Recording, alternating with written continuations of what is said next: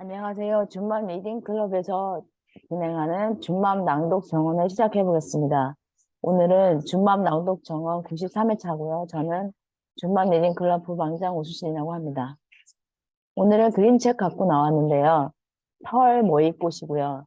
이 그림책을 지은 작가는 이여희 작가님이시고, 또 털 모의꽃과 관련해서 본인이 직접 이야기 그림책을 읽어주시겠습니다. 보통 털 모의꽃이 이렇게 생겼는데 노랗게 산에 많이 핀다고 하거든요. 겨울에는 굉장히 꽃대가 꼿꼿하게 서 있어서 굉장히 강인한 꽃이라고 합니다. 여기 털 모의꽃에 글을 쓰신 분은 동시동화 이 숲이라고 하는 곳에 동동숲이라고 하는 곳을 20년 동안 가꾸고 지키면서 동화문학상을 받은 16명은 매년마다 기리는 나무를 심고 해서 이렇게 빼곡하게 숲을 가꾸어 나가고 계신 분인가 봐요. 이 백이천 씨 같은 경우에 이렇게 안에 가면 이렇게 도서관도 있고요. 여기 보면 이분이 백인천 씨인데 머위꽃은 그가 30년 전 알게 된 그 꽃을 갖고 이제 소재로 삼아서 글을 썼는데요. 이 마음 무렵에 거제도 바닷가 작은 집에서 며칠간 작품을 쓰던 중에 집 부근에서 이 꽃을 털머위를 처음 발견했는데 가을에 노랗게 피는 꽃은 뒤알았고 그때 반한 것은 한겨울 추위에도 머리 가득 하얗게 꽃씨를 이고 싱싱하게 서 있는 꽃대의 모습을 보고 반했다고 합니다. 털머위꽃. 이게 할아버지가 심은 털머위를 누가 먹는 걸까요? 생각보다 범인은 가까이 있을지도 몰라요. 그러던 어느 날 누군가 할아버지 집을 찾아와 문을 두드렸어요. 이 밤중에 누구일까요? 이여희 작가님이 준비해서 읽어드리겠습니다. 준비해 주세요.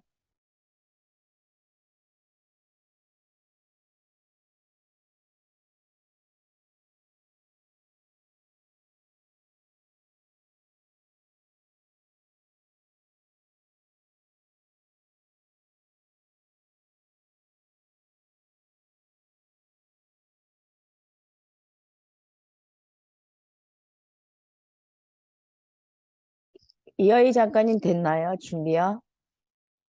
네, 됐습니다. 네, 네, 읽어주십시오. 네. 어, 화면이, 네.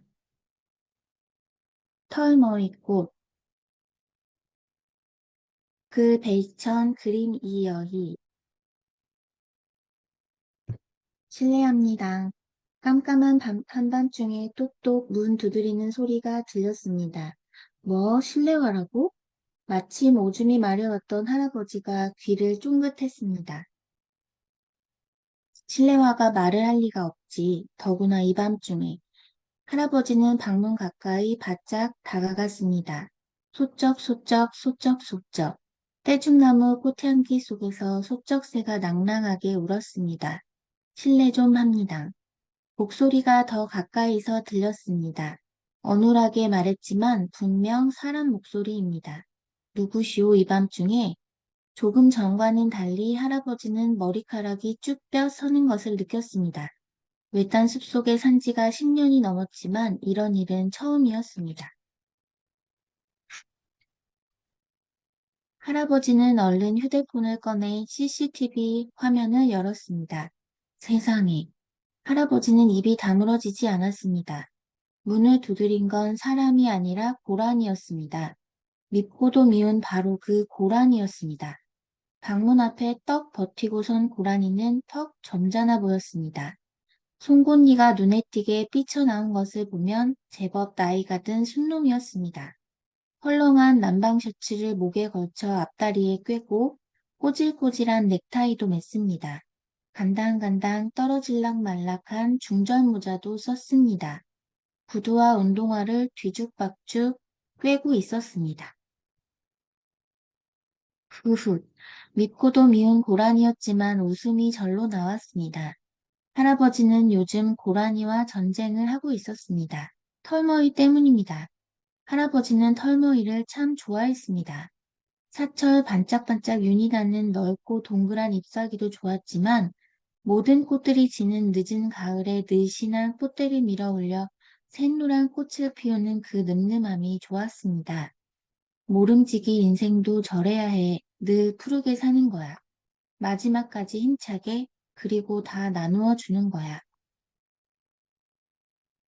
할아버지는 어느 가을날 바닷가에서 본 털머위의 마른 꽃대를 생각했습니다. 대단한 힘이었습니다. 꽃대를 밀어 올릴 때만 해도 아기 손목처럼 손털이 보송보송하고 오동통했는데 얼음이 꽁꽁 어는 겨울이 되어 머리 가득 하얗게 꽃씨를 이고부터는 나무 막대기처럼 딱딱하게 서 있었습니다. 꼿꼿하게 서 있었습니다. 멀리 날려보내려고 그러는 거야. 할아버지는 꽃등이 시린 겨울 바닷가에서 보물을 얻은 기분이었습니다.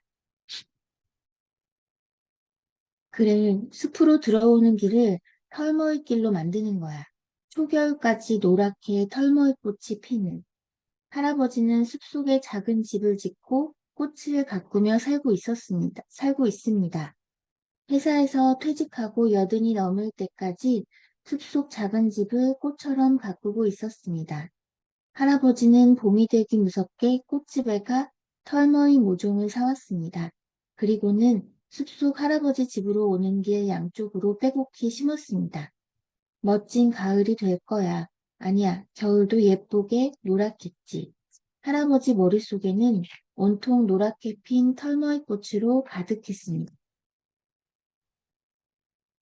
그러나 할아버지의 그 기대는 사흘을 넘기지 못했습니다. 털머위 모종을 심은 지 사흘이 되는 아침이었습니다. 휘파람을 불고 싶은 마음으로 숲길에 들어선 할아버지는 걸음을 딱 멈추었습니다. 어제 오후까지 하나둘 고개를 들기 시작하던 동그란 털머리 잎이 눈에 띄게 적었습니다. 아예 모종이 뿌리채 뽑힌 곳도 있었습니다. 이상하다. 고개를 갸웃하며 허리를 굽히던 할아버지는 숨이 탁 막힐 것 같았습니다. 금세 부글부글 끓어오른 화 때문입니다. 누가 그랬는지 무엇이 그랬는지 막 딱 냄새를 맡고 기운을 차리려는 털모이 잎자루를 싹둑 잘라서 먹어치운 것입니다. 여기저기 바슬바슬 시들어가는 털모이 잎이 널려 있었습니다. 이런 고얀 것. 할아버지는 허리를 펴고 사방을 둘러보았습니다.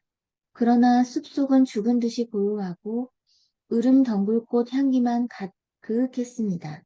멧돼지, 토끼, 너구리, 오소리, 두더지. 할아버지는 털멍이 잎자루를 잘라 먹을 수 있는 녀석을 하나하나 떠올렸습니다. 토끼? 아니야. 토끼 걸음으로는 이렇게 넓게 뜯어먹을 수 없어. 맞아, 그 녀석이야. 고라니야. 할아버지는 어쩐지 이곳을 빤히 지켜보고 있을 반들반들한 눈동자가 떠올랐습니다. 야, 이놈의 새끼들. 이게 무슨 짓이야, 어? 할아버지는 숲을 휘둘러보며 큰 소리로 외쳤습니다. 둘둘구구, 둘둘구구. 나는 알지, 나는 알지. 숲속 어딘가에서 산 비둘기가 울었습니다. 화가 몹시 난 할아버지는 하룻밤 하루낮을 꼼짝 않고 고라니 퇴치법을 연구했습니다. 여기저기 전화도 하고 책도 읽고 인터넷도 검색해 가장 효과적인 방법을 알아냈습니다. 고라니가 다니는 길목, 들어올 만한 곳에 소독약으로 쓰는 크레졸 비누액과 물을 섞어 페트병에 넣어두는 것이었습니다. 고라니가 제일 싫어하는 냄새였습니다. 그리고 곳곳에 하얀 비닐봉지를 나뭇가지에 매달아 바스락바스락 소리를 내며 펄럭이게 했습니다. 고라니가 제일 듣기 싫어하는 소리였습니다. 그게 바로 이틀 전의 일이었습니다. 어이쿠, 난 또 누구라고. 고 선생이시네. 할아버지는 벌컥 방문을 열며 반가운 척 고라니를 맞았습니다. 우리 여기 앉아서 이야기합시다. 할아버지는 마당 한쪽 살구나무 밑에 놓여있는 탁자 쪽으로 가 의자를 권했습니다. 고 선생이라니, 나보고 선생이라니? 고라니는 기분이 아주 좋았습니다. 할아버지에게 오기 전에 멧돼지 푸우와 의논했는데 할아버지를 선생님이라 부르는 게 예의라고 했기 때문입니다. 예, 선생님, 고맙습니다. 우리말이 어렵지요? 이걸 먹으면 많이 부드러워질 겁니다. 할아버지는 아까 주워온 털머리대를 하얀 접시에 담아 내놓았습니다. 고라니는 눈이 휘둥그레졌습니다. 가슴 한쪽이 뜨끔했습니다. 갑자기 할아버지가 무섭다는 생각도 들었습니다. 사실 고라니가 한밤중에 할아버지를 찾아온 것도 털머위 때문이었습니다. 이 귀한 검을 예쁜 접시에 담아 놓으니 더 귀해 보입니다. 고라니가 코를 벌름거리며 깔끔하게 다듬어진 털머리대를 요리조리 살폈습니다. 고 선생은 그것이 귀하다는 것을 어찌하느냐 알아보고 말고요. 저희들은 이것을 하늘이 내려준 약이라고 해서 하늘약이라고 하는데 만병통치약이지요. 만병통치약? 무엇인가 짚히는 게 있기는 하지만 그렇다고 화가 풀리는 것은 아니었습니다. 할아버지는 이번 기회에 고라니의 못된 짓을 싹 씻어놓을 생각이었습니다. 예, 만병통치약이지. 열이 날 때나 나쁜 것을 먹었을 때, 상처가 났을 때, 종기가 났을 때, 이가 아플 때, 이 하늘약이 없으면 안 된다. 그러면서 접시 위에 있는 털머리대 하나를 집어 싹둑 잘라 먹었습니다. 싹둑 소리가 유난히 경쾌했습니다. 할아버지 생각도 반짝 빛났습니다. 고라니가 싹둑 자른 털머리대 끝이 숲길에 온통 잘라진 털머리대와 똑같았기 때문입니다. 그래 아무리 만병통치약이라 해도 숲길에 있는 내 땅에 내가 심은 것은 내 것이지 고선생 것이 아니잖소. 할아버지가 약간 목소리를 높였습니다. 나무가 되자.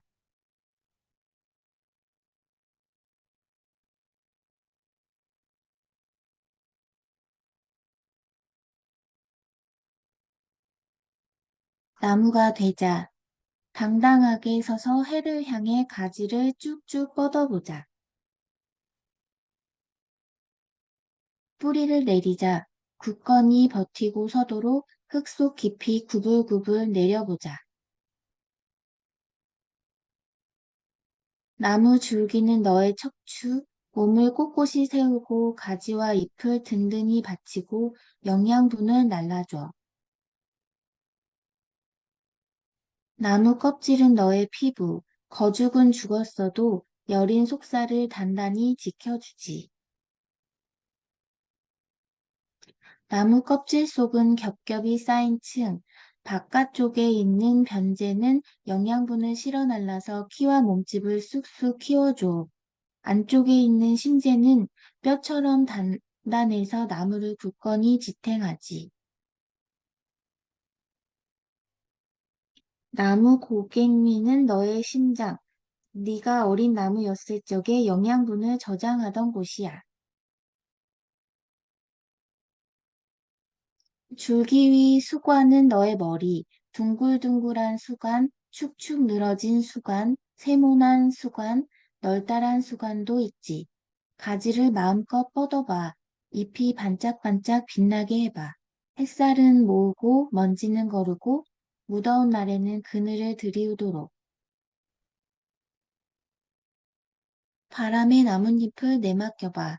공기를 들이마시고 햇볕을 쬐어봐. 너의 세상을 움직이는 힘이 되어줄 테니. 너를 봐. 위로는 가지와 잎사귀, 반대 현상, 아름다운 공존, 김윤자. 적도를 넘어갔으니 땅의 개념으로 보면 분명 이곳은 마이너스 지대다. 해가 뜨고 지는 것 빼고는 모두 반대인 나라. 식물이 넝쿨을 감는 방향도, 수도꼭지를 돌리는 방향도, 변기에 물이 내려갈 때 휘도는 방향도, 북으로 갈수록 따뜻하고 남으로 갈수록 추워지는 것도, 차의 운전석이 반대이며 상행선, 하행선, 차도까지 반대, 시험지 채점까지도 맞으면 X, 틀리면 O로 표기한다고. 단순한 약속 기호라 해도 같은 하늘을 이고 사는 세상에서 이토록 반대일까? 왜냐고 묻지 말아야지. 영리한 지구의 아름다운 공존인 것을. 함께 살다, 방생, 목필균. 탄생이 축복이라면 생명은 무엇이라도 존귀한 것을 과거에서 넘어온 현재에서 넘어갈 미래. 함께 살아왔을 아주 작은 미물도 공존하는 생명인 것을. 목숨이 있다면 미물도 다 죽음을 두려워하는데 나라고 아닐 수 있을까? 해같이 밝아서 가릴 수 없는 인과 업, 자비심으로 괴로움에서 구제함이 으뜸이니 갇혀 있거나 묶여 있는 생명을 풀어주고 악연의 실마리를 푸는 것이라. 세상살이 그물처럼 엮여 있는데 어느 것 하나라도 구멍이 생기면 누구라도 위험 속으로 빠지는 것을 먹이를 찾아서 움직이는 것들도 아야 소리도 못하는 초록이들도 서로 도우며 함께 살아가라 한다. 네, 선생님 감사합니다. 스캔이 너무 흐렸고 또 중간에 잘못된 거 있었는데도 무난하게 잘 넘어가줘서 감사하고요. 지금 작가님이 8개월째인데 태명의 아이 이름이 행복이래요. 행복이가 굉장히 잘 들었을 것 같고요. 저도 행복하게 들었습니다. 오늘 공존이라고 하는 키워드로 영상을 준비해 봤습니다. 한번 보시고 그 다음에 넘어가겠습니다. 네, 앞에 애니메이션은 너무 저희가 공멸해가는 지구의 환경 여러 가지 문제에 대해서 얘기하는 애니메이션이었고요. 뒤에는 함께 공존한다는 의미는 우리 같이 살아가는 일원으로서 같이 존중해주고 같이 배려해주고 협력해줘야 된다는 여러 가지 얘기를 하고 있는데요. 아까 나무가 되자 요 얘기에 여러 가지 그림이 나왔던 게 뭐냐면 이 나무의 하나에도 잎, 수관, 가지, 뿌리, 균류, 껍질, 그 다음에 겉껍질, 속껍질, 줄기, 부름켜, 변제, 심재, 고갱이 13가지라고 하는 구성 요소가 모여서 나무가 되는데 그 하나하나 글과 함께 옮겨놓은 그림책이었어요. 그리고 이따가 이어희 작가님이 백인천 작가님하고 어떻게 협업을 하셔서 그림을 그리게 되셨는지 그것도 나중에 저희가 후기 나눔할 때 들어보겠습니다. 저는 가장 여기서 되게 놀라웠던 게 뭐냐면 심재라고 해서 나무 중심부에 있는 가장 단단한 부분인데 이게 죽은 세표로 이루어져 있지만 이것 때문에 나무가 서 있다고 하거든요. 이게 아마 저희가 상처를 입고 여러 가지 내적 선장을 통해서 우리한테 단단하게 내공이 쌓여 있는 부분이 아마 나무의 심재인 것 같습니다. 저희 오늘 나눌 내용 중에 키워드 간단하게 넘어가면 마르틴 부버, 그다음에 공존지수, NQ 지수, 뭐 생명 공존, 연결, 제3의 인간관, 협력, 상호교감, 조율, 조화, 상생 여러 가지 단어가 함께 들어가 있는 내용을 할 건데요. 아까도 얘기했지만 세계적으로 생태적 위기 상황에 관심이 높아지고 있음에도 불구하고 오늘날 세계의 권력 엘리트들이 그 기득권을 놓지 않으려고 합니다. 따라서 우리는 솔직히 얘기하면 병을 치유하려고 하는 가망 없는 방법 외에는 다른 방법을 상상할 수 있는 능력이 없기 때문에 이게 결국 계속 맞물러 가서 악순환이 되고 있는 땜짓이 처방밖에 안 나온다고 합니다. 가장 흥미로웠던 내용 중에 하나가 녹색평론의 컬럼 중에서 이런 얘기가 있더라고요. 이란 정부에서 교육부 장관과 외교관을 지낸 경력을 가진 마지드 라흘레만은 개발도상국가로서 이란이 살 길은 경제개발에 의한 근대화를 신속히 성취하는 길, 우리나라처럼 새마을 운동을 통해서 경제 근대화를 급속하게 성장시키라고 생각했었는데 이게 잘못됐다는 생각을 했다고 합니다. 빈곤이라고 하는 개념은 근본적으로 오류가 있다라는 생각해서 그는 가난하다고 해서 다 같은 것이 아니라 절대적인 빈곤이 있는가 하면 공생공락의 가난, 즉 자발적 가난도 있어야 된다고 생각을 하는데 그의 관점에서 보면 현대사회에서 가장 중요성을 가지는 건 공생공락의 가난, 자발적인 가난, 물질적으로 넉넉하지는 않지만 상호 부조와 협동적 관계에 의해서 풀뿌리 민중의 삶을 영위해온 오래된 삶의 방식을 다시 되찾아야 된다고 합니다. 즉, 우리는 너무 자기 혼자 잘 살겠다고 남 제쳐놓고 서로 경쟁하고 있는 이런 부자에 의한 등식보다는 서로 좀 넉넉하지는 않지만 물질적인 소비를 좀 줄이면서 서로 배려하는 자발적인 가난, 공생공락의 가난이 필요하다고. 그게 인류의 살 길이라고 얘기하고요. 여기 이런 유화가 나와요. 왜 그 일본의 작가 아쿠타카와의 그 거미줄이라는 작품에 부처님이 이런 얘기를 한대요. 거미줄을 타고 올라가던 산에는 그 부처님이 내려준 거미줄을 막 타고 올라가다가 다른 동료들도 매달려서 오니까 아 이러다가 나도 거미줄이 끊어져서 죽겠구나 생각해서 다 이렇게 동료들을 막 떼어놓으려고 심하게 발버둥을 치거든요. 그러다가 같이 떨어져 죽는다고 합니다. 이게 우리가 지금 살아가고 있는 이 우리가 선진국, 후진국이라고 하는 이 두 가지 프레임 상에서 우리는 그렇게 끝모를 나락으로 떨어지고 있다라고 하는 말에 저는 적극 공감합니다. 그래서 공존 관련해서 이론에 어떤 얘기는 마르틴 부부가 좀 주목할 만한데요. 나와 너 관계 이론이라고 하는 그 이론에서 어떤 얘기를 하냐면 우리가 나와 너, 인간 대 인간이 아니라 우리는 보통 이 대화적인 관계를 상실한 채 나와 그것, 이시라고 하는 사물을 지칭한 나 외에는 나머지는 다 그거. 그래서 되게 비대화적 관계에 매몰되어 살아가고 있기 때문에 상호작용이 안 되고 참된 만남이 안 된다고 합니다. 그래서 마르틴 부부가 당부하고 있습니다. 너를 통해 진정한 나가 된다고.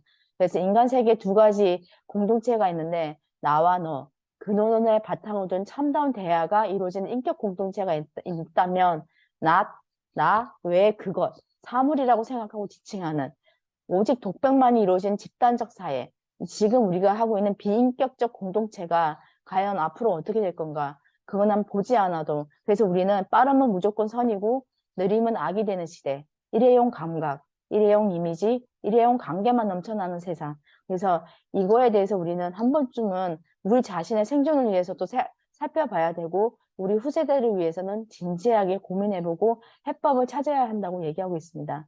공존을 위한 대안이론 굉장히 많이 나와 있는데요. 에콜로지컬 문명론, 공생사회, 공동체 기반 사회, 지속 가능한 개발, 사회적 기업, 여러 가지 얘기가 나오고 있는데 뚜렷한 처방책은 없습니다. 어떤 수피집에서 얘기하더라고요. 자기가 도라지를 키우는데 풀이 너무 잡풀이 많이 나와서 제초제를 썼는데 이게 도라지까지 말려 죽인다고 해서 그다음부터는 그냥 자기가 힘들더라도 그냥 무조건 잡초를 계속해서 뽑아냈대요. 그러다 보니 어느 순간 도라지가 더 크게 자라니까 잡초도 자라지 않았다는 얘기가 있거든요. 이런 얘기에서 우리도 조금 한번 생각해 볼 필요가 있는 것 같습니다. 포기, 대응, 미봉체, 근원적인 해결, 발뺌보다는 책임을 지고 살아가는 그런 부분에 시민의식이 필요하다는 얘기였습니다. 여기에 이런 얘기도 있습니다. 사람이 사는 곳은 흙인데 간혹 나무에서도 살고 물에서도 살지만 우리가 흙을 받고 사는 건 가장 낮은 곳에서 사는 거잖아요. 성서에서도 성경에도 낮은 곳에 처한 얘기 말한다고 합니다. 버시에 올라와 앉으라. 위에 있는 사람은 아마 더 올라갈 데가 없을 거라고 합니다. 흙이 모여 땅이 되는데 이게 흙을 살려야 우리도 살아갈 수 있다라는 거. 그래서 이 부분에 대해서 문명의 대전환이 일어나지 않고는 우리 쓰레기 여러 가지 문제와 관련해서 우리는 살아갈 앞으로의 시간이 얼마 남지 않았다라는 얘기도 하고 있습니다. 공존에서 아까 제가 이 이야기치가 아까 이여희 작가님이 들려주셨던 털 모일 곳에서 고라니와 할아버지가 대화를 하잖아요. 소통을 하거든요. 공존에서 가장 중요한 건 소통이라고 합니다. 서로의 생각과 감정을 서로 이해하고 공유하는 과정. 그기 위해서는 적극적으로 경청하는 거, 듣는 게 필요하고, 그다음에 자기의 감정과 생각을 정확하게 표현하는 거, 그리고 서로 인내심을 갖고 존중하는 마음, 이런 게 필요한데, 여기에 법정 스님이, 돌아가신 고 법정 스님이 그 잠언집에 어떤 얘기를 해놨냐면, 꽃과의 대화라고 하는 그런 짤막한 에세이에서 어느 해 가을 개울가에 찾아갔는데 용담이 한 그루 홀로만 아마 피어 있었대요.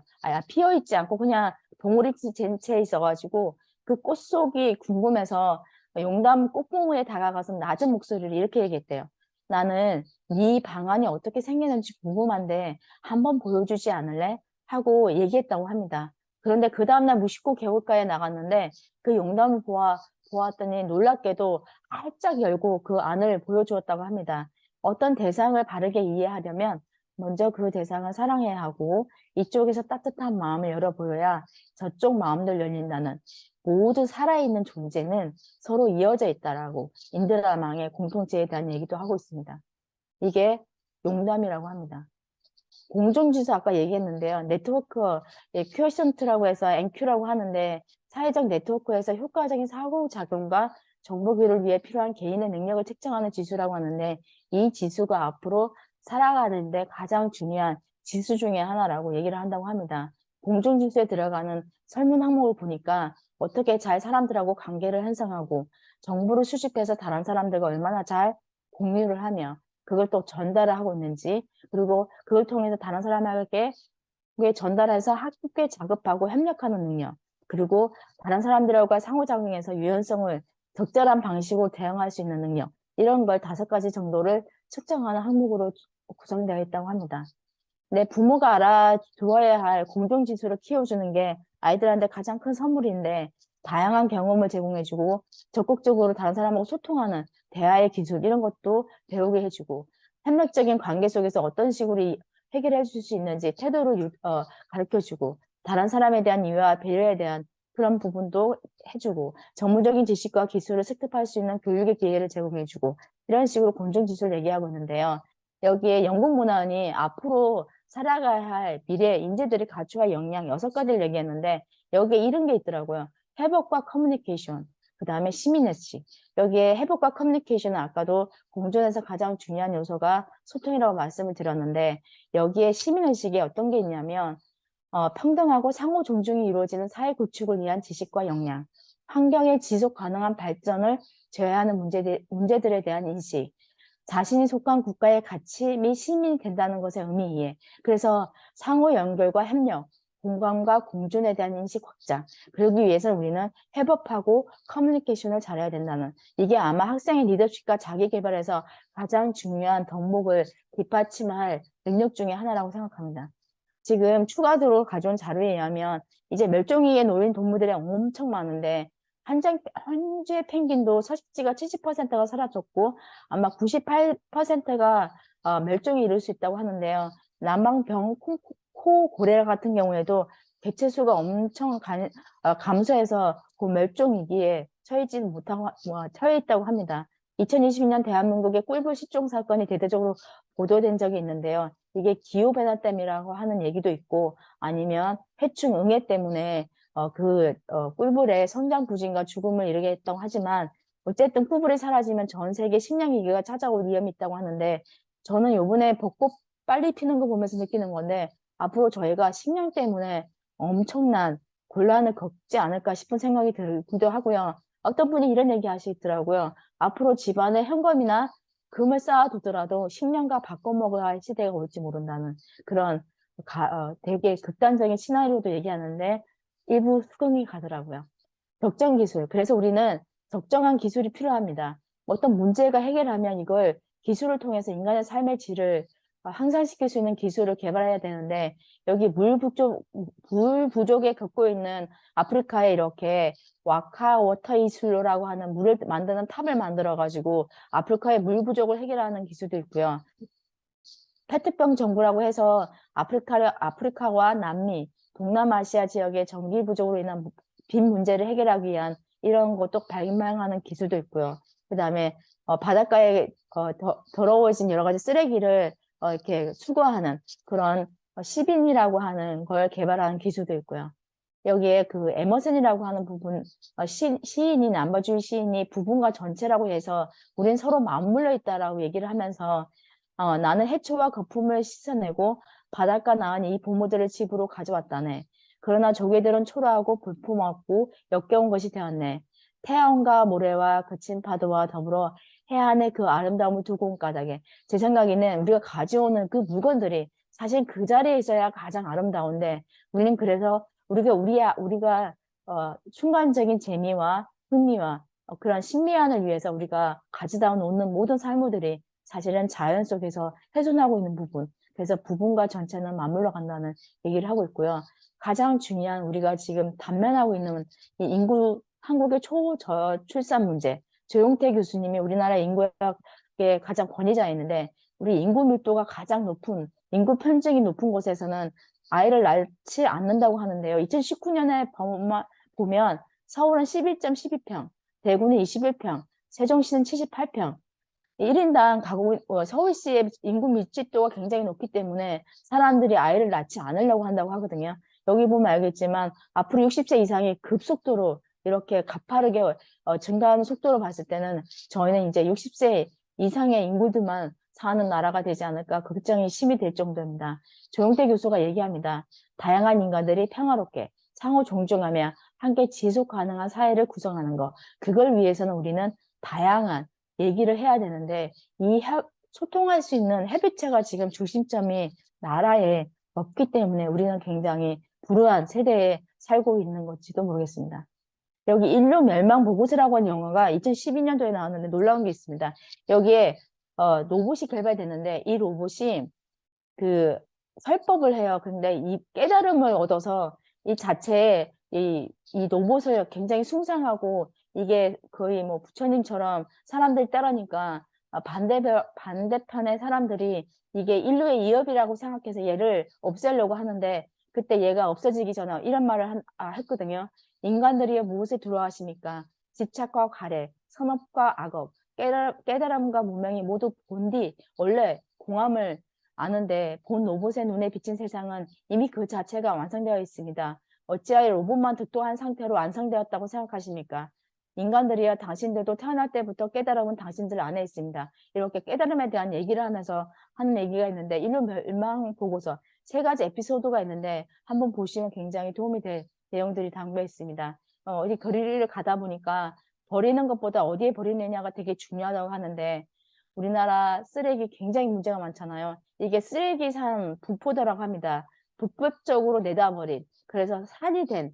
여기 보면 빨간색 이렇게 주황색이 보이는 부분이 다 쓰레기산이라고 합니다. 여기에 인간의 씨 뿌린 재앙. 인류가 최상의 포식자라고 해서 지구에서 살아가는 생명체를 마음대로 처결해서는 안 된다. 공감합니다. 우리는 그렇게 살고 있는 것 같습니다. 공존이라는 키워드가 들어간 명언 중에 이렇게 얘기하는 게 우리 모두는 단일한 꽃의 꽃잎처럼 같이 번지고 섞이면서 각기 다른 아름다움을 지니고 있는데 우리는 하나의 꽃잎만 취하고 나머지는 버리고 있는지도 모르겠습니다. 여기 어떤 공동체가 있는데요. 이렇게 정부 남은 지리산 중턱에 실상무하는 스님들이 수행한 공간을 여기에 사람들이 모여들어서 농사가 짓고 싶어서 좋은 인간이 되고 싶어서 공동체 실험을 하고 있는 곳이 있었는데요. 여기에는 자기들이 서로 간에 작은 약속을 지키면서 작은 공동체를 실험하더라고요. 이런 공동체도 굉장히 많이 나올 거라는 생각이 좀 듭니다. 공존하기 위해서 인간이 지녀야 할 것은 무엇인지 한번 진지하게 생각해 보고자 이 질문을 던지면서요. 저희 다음 주 토요일은 61회차 북리부가 있어서 7시부터 진행하니까 다양한 독서를 통해서 여러분들한테 새로운 지식과 정보를 얻어갈 수 있는 그런 시간이 되시길 바랍니다. 그리고 저는 일요일날 94일자 준마음 낭독정원에서 잠자기 전 3분 내 마음 보살피기 꿈이라고 하는 주제로 그림책과 함께 살펴보는 시간을 가져보겠습니다. 저희가 준만 필라 프로그램이라고 해서 토요일날 북리부가 없는 날에는 윤독, 낭독 프로그램을 하고 있는데요. 혹시 관심 있는 분들은 오시면 제가 다른 분들 다 사전에 신청하신 분들은 소외시 방에 넣어드려서 같이 하고 있고요. 혹시 관심 있는 분들은 어떻게 진행하나 저희한테 체험적으로 제가 한번 해드리고 있으니까 오시면 언제든지 참여 가능하십니다. 오늘 여기까지 마무리해보고 저희 얘기 나눠보겠습니다.